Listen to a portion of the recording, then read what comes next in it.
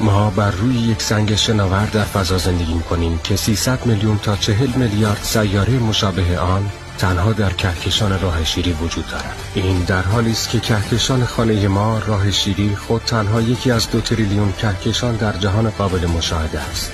حتی خورشید ستاره زندگی بخش ما خاص نیست و 200 سکستیلیون ستاره در گیتی وجود دارد. در این جهان اسرارآمیز هیچ چیز آنقدر خاص نیست و 40 کوینتیلیون سیاهچاله وجود دارد.